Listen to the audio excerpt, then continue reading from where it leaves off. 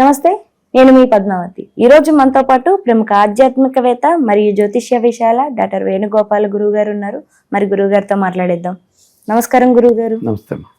గురువు గారు, మే నెలలో చూసుకున్నట్టయితే గనక మిథున రాశి వారికి అసలు వీరికి ఈ మే నెలలో ఏ విధంగా ఉంటుందంటారు? వీరికి కలిసి వచ్చేవి ఏంటి? ఏ విషయాల్లో వీరు జాగ్రత్త తీసుకోవాలి?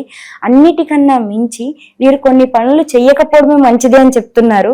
మరి ఇటువంటి విషయానికి వస్తే వీరు ఏ ఏ విషయాల్లో జాగ్రత్త పట్టించాలంటారు? మిథున రాశి వారికి మే నెల నుంచి చాలా మంచి ఫలితాలు రావడానికి అవకాశం ఉందమ్మా. ఎందుకంటే వారికి ఇన్ని రోజులు గురువు వ్యయంలో ఉన్నాడు. ఆ కారణం చేత మిథున రాశి వారికి కాస్త జాగ్రత్తలు తీసుకోవాలి.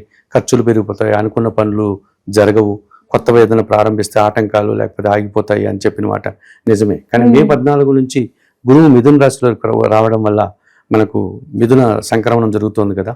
సో అంచేత వీరికి మంచి జరుగుతుంది, జన సంబంధాలు పెరుగుతాయి. సో వీరి ఈ మే నెల నుంచి కూడా మంచి ఫలితాలు రావడానికి ఎక్కువ అవకాశం కనిపిస్తుంది. ముఖ్యంగా వారికి ఈ మే 14 వరకు రవి అనుకూలంగా ఉన్నాడు, లాభస్థానంలో రవి ఉన్నాడు. కాబట్టి అధికారుల యొక్క సహకారం బాగా ఉంటుంది, రాజకీయ నాయకుల సహకారం బాగుంటుంది, ప్రభుత్వం నుంచి రావాల్సిన ఆదాయాన్ని అందుకోగలుగుతారు, తండ్రి నుంచి రావాల్సిన ఆదాయాన్ని అందుకుంటారు, నూతన ఉద్యోగాలకి అనుకూల వాతావరణం ఉంటుంది. ఈ రకంగా సమాజంలో ఉన్నటువంటి పెద్దవాళ్ళ సహకారంతో మే నెలలో వీరు ఉన్నత స్థానానికి వెళ్ళడానికి ఎంతగానో అనుకూల వాతావరణం కనిపిస్తుంది. అలాగే వీరికి బుధుడు కూడా అనుకూల లాభాలు మంచి పరిస్థితులు ఇచ్చేటువంటి వారు. అనగా నూతన వ్యాపారాలు ప్రారంభించడం, లేకపోతే వీరికి రాష్ట్రాధిపతి బుధుడే కదా మిథున రాశికి. ఆయన అనుకూలమైనప్పుడు వీరు చాలా పనులు సునాయాసంగా పూర్తి చేసుకోగలుగుతారు. అది నూతన వ్యాపారాలు కానీ ఉద్యోగాలు కానీ. వీరి మాటకు విలువ పెరుగుతుంది. సో ఆ మాటకు విలువ పెరగడం వల్ల సమాజంలో గుర్తింపు లభిస్తుంది. ఆ రకంగా వీరికి ఇక గురువు పూర్తిగా అనుకూలమవుతున్నాడు. గురువు అనుకూలమైనప్పుడు పిల్లలు భవిష్యత్తు బాగుంటుంది. వీరు విద్యార్థులుగా ఎవరైనా మిథున రాశి వారు అంటే ఈ సంవత్సరం మంచి ఫలితాలు రావడానికి అనుకూలం ఉంది. రాహు ఫేవర్ అవుతున్నాడు వీళ్ళకి. సో 10వ ఇంట్లో ఉంటున్నాడు రాహు, అక్కడి నుంచి 9వ ఇంటికి వెళ్తున్నాడు. ఆ రెండూ మంచిదే. సో విద్యార్థులు విదేశాలకు వెళ్ళడానికి అనుకూల వాతావరణం ఉంటుంది. విదేశాలతో వ్యాపారాలు చేసే వాళ్ళకి అనుకూల వాతావరణం ఉంటుంది. శని భగవానుడు మెయిన్గా మిథున రాశి వాళ్ళకి అష్టమ భావంలో నుంచి భాగ్యంలోకి వెళ్ళాడు. అష్టమ శని దోషం పోయింది. సో శని అష్టమ శని దోషం పోయిందంటే వీరికి ఆర్థికపరమైనటువంటి సమస్యల నుంచి బయటపడతారు, అనారోగ్య సమస్యల నుంచి బయటపడతారు. వ్యవసాయ రంగంలో నష్టాలు చవి చూసిన రైతులు సైతం ఈ సంవత్సరం వీళ్ళు మంచి ఫలితాలు రావడానికి అవకాశం ఉంటుంది. సో వారు చేసేటువంటి పంటలు మంచి ఉత్పత్తులు రావడం, తద్వారా ఆర్థిక పరంగా బలాన్ని పుంజుకోవడం, ప్రభుత్వం నుంచి సహాయం అందుకోగలుగుతారు. రుణ సదుపాయాలు లాంటిది ఏదైనా రావాల్సి ఉంటే లోన్లు లాంటివి అవి రైతులకు అనుకూలంగా ఉంటుంది. ఈ రకంగా మిథున రాశి వారికి మే నెల ఒక రకమైనటువంటి అదృష్టానికి నాంది పలుకుతోంది, స్వాగతం పలుకుతోంది అని చెప్పుకోవచ్చు మనం. అంతేకాకుండా వీరికి ఈ సంవత్సరము కేతువు కూడా అనుకూలంగా వెళ్తున్నాడు. మొన్నటి వరకు 4వ ఇంట్లో కేతువు ఉన్నాడు, ఇప్పుడు సింహరాశిలోకి మే 18 నుంచి వచ్చేస్తున్నాడు. అది 3వ స్థానంలో కేతువు ఉంటే జన సహకారం బాగా ఉంటుంది. సహజంగా మనం ఒక వ్యాపారం చేసేటప్పుడు లేకపోతే ఒక చిన్న ఒక శుభకార్యం నిర్వహించేటప్పుడు కాస్త ఎక్కువ అడావుడి చేసి ఖర్చులు పెట్టి ఆడంబరాలుగా హంగామాగా చేస్తూ ఉంటారు. ఈ కేతువు అట్లా సహకారంగా ఉండేటప్పుడు అలా చేయనివ్వడు. నిరాడంబరంగా ఎంత అవసరమో అంతే చేయిస్తాడు. ఆ రకంగా వీరు వ్యాపారం చేసినా ఒక శుభకార్యం చేసినా సింపుల్గా నిరాడంబరంగా చేసి అనవసరం ఖర్చులు లేకుండా చేసి మంచి ఫలితాలు అందుకునేటువంటి వాతావరణం ఉంటుంది. భగవంతుని ఆశీస్సులు బాగుంటుంది. తీర్థయాత్రలు చేయాలంటే సులభంగా చేస్తారు. మనం ఏదైనా ఒక తీర్థయాత్ర చేయాలంటే మనకు ట్రైన్ టికెట్లు, ఫ్లైట్ టికెట్లు దొరకవు, సమయం కుదరదు, తీరాంత దూరం పోతే అక్కడ దర్శనాలు జరగవు, ఇలా రకరకాల ఇబ్బందులు పడుతూ ఉంటారు. వీరికి అటువంటి ఇబ్బందులు పడేటువంటి సునాయాసంగానే వారు భగవంతుని దర్శనాలు అనుకోకుండా వెళ్ళిపోవడం, సడన్ గా చెప్తుంటారు ఆయనే పిలిపించాడు నేనే వెళ్ళిపోయాను అని చెప్తూ ఉంటారు హనుమంతవతి. అట్లాగా వీరికి ఒక ప్లానింగ్ లేకపోయినా సరే భగవద్ దర్శనాలు ఈజీగా ఎవరో వెళ్తూ ఉండి వచ్చి పిలవడం, మీరు రావచ్చు కదా అని వీరు వెళ్ళిపోవడం, అది కూడా చాలా సులభంగా అన్ని రవాణా కావచ్చు, అక్కడ వసతి కావచ్చు, దర్శనాలు కావచ్చు. ఈ రకంగా భగవంతుని ఆశీస్సులు బాగా ఉంటుంది. కొంతమంది పెద్దవాళ్ళ ఆశీస్సులు వీళ్ళకి అనుకూలంగా ఉంటుంది. మిథున రాశి వారికి ఈ సంవత్సరం చాలా బాగుంది. మే నెల నుంచి ఇంకా ఎక్కువ బాగుంది. కాకపోతే మిథున రాశి వారికి ఎక్కడ సమస్యలు వస్తుంది అంటే ఈ కుజుడు 2వ స్థానంలో ఉన్నాడు, కర్కాటక రాశిలో సంచరిస్తున్నాడు. అందువల్ల వీరి మాటల వల్ల అపార్థాలు రావడానికి అవకాశం ఉంటుంది. అంటే వీరు తొందరపడి ఏదో అనేస్తారు, మంచి ఉద్దేశంతో అన్నా ఎదుటి వారికి అది వేరే ఉద్దేశంతో అర్థమయ్యి వారు అపార్థాలు చేసుకోవడం. ఈవెన్ ఇంట్లో వాళ్ళు కూడా, ఈ ఇంట్లో లైఫ్ పార్ట్నర్ కావచ్చు, ఆఫీసులో పనిచేసే వాళ్ళు కావచ్చు, బయట జనాలతో కావచ్చు, తొందరపడి అనేటువంటి మాట వల్ల ఎదుటివారు అపార్థాలు చేసుకొని అభిప్రాయ భేదాలు రావడానికి అవకాశం ఉంది. ఆ విషయంలో తగు జాగ్రత్తలు తీసుకోవాల్సిన అవసరం ఎక్కువ కనిపిస్తుంది. రాహు 9వ ఇంట్లో పోయినప్పుడు తండ్రి గారి ఆరోగ్యం విషయంలో జాగ్రత్తలు తీసుకోవాల్సి ఉంటుంది మిథున రాశి వారు. విదేశీ వ్యవహారాలు బాగుంటాయి.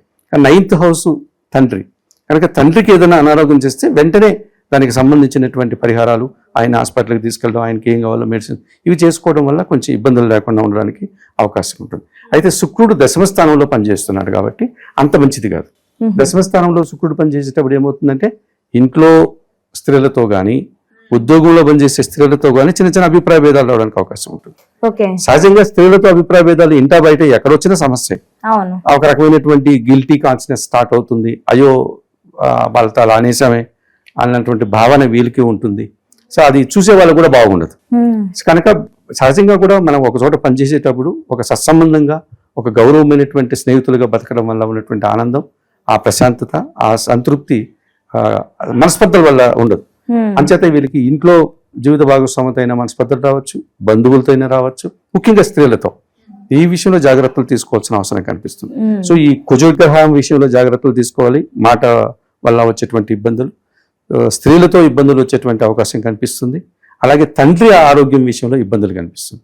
వీటికి పరిహారాలు నిర్వర్తించుకొని జాగ్రత్తగా ముందుకెళ్తే మిథున రాశి వాళ్ళు చక్కగా ఈ నెలలో ముందుకు వెళ్ళడానికి అవకాశం. గురువు గారు, మరి వీరికి విదేశీయానం కానీ లేకుంటే మేము విదేశాలకు వెళ్ళి చదువుకోవాలి అనుకునే విద్యార్థులకు కావచ్చు, లేకుంటే కొత్తగా వ్యాపారాల్లోకి దిగాలి అనుకునే వారికి కావచ్చు, లేదంటే ఇప్పటి వరకు మాకు సొంత ఇల్లు అనేది లేదు, మేము ఇల్లు కొనాలి లేదంటే ఇల్లు స్థలాల్ని కొనాలి అనుకునే వారికి కావచ్చు, లేదు మేము ఏదైనా సరే కొత్తగా ఈ స్టాక్ మార్కెట్ల గురించి వింటూ ఉంటున్నాం, మరి వీటిలో ఏమైనా పెట్టుబడి పెట్టచ్చా, లేకుంటే బంగారాలు కొనుగోలు చేయాలనుకొని చాలా మంది ఎదురు చూస్తున్న వారు ఉన్నారు. బంగారం రేట్లు కూడా అలాగే ఆకాశాన్ని అంటుతున్నాయి.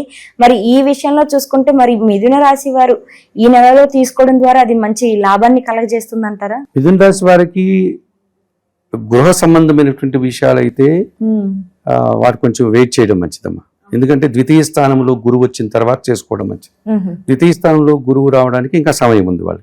అంటే 2026 ఏప్రిల్ ఆ ప్రాంతంలో గురువు అనుకూలం అవుతాడు. సో అప్పుడు వారు గృహ నిర్మాణం కానీ లేకపోతే గృహం కొనుగోలు కానీ చేసుకోవచ్చు. విదేశాలకు వెళ్ళడానికి ఇప్పుడు అనుకూల వాతావరణం ఉంటుంది. కాకపోతే భాగ్యస్థానానికి రాహు వెళ్ళడం వల్ల తండ్రి గారి విషయంలో ఒకటే జాగ్రత్తలు తీసుకోవాలి. ఇంకా విదేశాల్లో ఇబ్బందులు రాకూడదంటే కనకదుర్గాదేవికి కుంకుమార్చన లాంటి పూజలు నిర్వర్తించి విదేశాలకు సంబంధించిన వ్యాపారాలు కానీ విదేశాలకు వెళ్లే కార్యక్రమాలు కానీ ప్రారంభిస్తే సునాయాసంగా ముందుకు వెళ్ళేటువంటి వాతావరణం ఉంటుంది. బంగారు కొనుగోలు కూడా ఈ సంవత్సరం కంటే రాబోయే సంవత్సరమే వీరికి అనుకూలంగా ఉంటుంది. అంటే గురుబలం అన్నటువంటిది ఇప్పుడు 50% మాత్రమే ఉంది జన్మరాశిలో. ద్వితీయ స్థానంలో గురువు వస్తే అది చాలా మంచి జరుగుతుంది. సో కుజుడు కూడా ఇప్పుడు వీరికి అంత ఫేవర్గా లేడు కాబట్టి భూములు కొనుగోలు చేయడం కూడా అంత మంచిది కాదు. కొంచెం ఒక 6 నెలలు ఆగిన తరి వీరికైనా మొదలు పెడితే నవంబరు 2025 నవంబరు అక్టోబర్ ప్రాంతంలో గన భూములు కొనుగోలు చేసిన గృహం కొనుగోలు చేసిన మంచి ఫలితాలు రావడానికి అవకాశం ఉంటుంది. గురుగారు, మరి వీరికి పరిహారాల విషయానికి వస్తే, ఎందుకంటే అన్నిట్లోనే కాస్త వీళ్ళకి అడ్డంకులే కనిపిస్తున్నాయి కాబట్టి వీరు ఏ ఏ పరిహారాలు చేసుకోవడం ద్వారా మరింత మంచి ఫలితాలు రావడానికి అవకాశం ఉంటుంది? మిథున రాశి వారమ్మ తప్పనిసరిగా వారి రాష్ట్రాధిపతి అయినటువంటి బుధుడు వీరికి అనుకూలంగా మారాలంటే వీరు విష్ణు సంబంధమైనటువంటి పూజలు నిర్వర్తించాలి. అంటే సీతారాముల వారి గుడికి కానీ, లక్ష్మీ నరసింహస్వామి గుడికి కానీ, లేకపోతే పద్మావతి వెంకటేశ్వర స్వామి గుళ్ళకి కానీ వెళ్ళి తులసి ఆకుల మాలను సమర్పించి అక్కడ అర్చనాది కార్యక్రమం చేసుకోవాలి. అలాగే రామరక్షా స్తోత్రం అనేటువంటి ఒక అద్భుతమైనటువంటి మనకు స్తోత్రం ఉంది, శ్రీరామచంద్రమూర్తికి సంబంధించిన స్తోత్రం. దాన్ని నిరంతరం చదవడం కానీ లేకపోతే వినడం కానీ చేసినా వీరికి సత్ఫలితాలు రావడానికి అవకాశం ఉంటుంది. అట్లాగే వీరు కుజుడు వీరికి బాలేదు కాబట్టి సుబ్రహ్మణ్య స్వామి ఆలయానికి వెళ్ళి అభిషేకం నిర్వర్తించుకోవడం, సుబ్రహ్మణ్య స్వామికి సంబంధించినటువంటి సుబ్రహ్మణ్యాష్టకం, సుబ్రహ్మణ్య కరావలంబ స్తోత్రం లాంటిది చదువుకోవడం, కందిపప్పు దానం చేయడం మంగళవారం రోజు. కందిపప్పుల్లో కూడా మనకు ఎర్ర కందిపప్పు ఉంటుంది. అంటే మామూలు కందిపప్పు కంటే కొంచెం రోజ్ కలర్ లో ఉంటుంది. అది కూడా మనం తినేటువంటి కందిపప్పే. ఆ కందిపప్పును కన్నా ఎవరికన్నా మన కుటుంబంలో పనిచేసే పని వారికి కానీ, పేదవారికి కానీ, పేద బ్రాహ్మణులకు కానీ తింటే వారు ఆ కందిపప్పును కన్నా వండుకొని తినగలిగితే మనం ఎవరికైతే ఇస్తామో వాళ్ళు మనకు సత్ఫలితాలు రావడానికి అవకాశం ఉంటుంది. ఈ కుజగ్రహ దోషం నుంచి బయటపడడానికి అవకాశం కనిపిస్తుంది. ఇంకా శుక్రుడు కొంచెం దశమ స్థానంలో ఉన్నారు కనుక లక్ష్మీ అమ్మవారిని దర్శనం చేసుకోవడం, శుక్రవారం రోజు లక్ష్మీ అమ్మవారికి సంబంధించిన పూజాది కార్యక్రమాలు నిర్వర్తించడం, అమ్మవారికి పరమాన్నం అనగా బెల్లము నెయ్యి వేసినటువంటి అన్నం తయారు చేసి అరిటాకులో అమ్మవారికి శుక్రవారం రోజు నివేదన చేస్తే ఈ మిథున రాశి వారి సత్ఫలితాలు ఎక్కువ పొందడానికి అవకాశం ఉంటుంది. ఆర్థికంగా వారు అభివృద్ధి చెందడానికి అవకాశం ఉంటుంది. చాలా చక్కగా వివరించారు గురుగారు. అయితే మిథున రాశి వారికి ఏ విధంగా ఉంటుందో పాటుగా అసలు పరిహారాల విషయానికి వస్తే చాలా చక్కగా వివరించారు ప్రతి ఒక్కటి కూడాను. ధన్యవాదాలు.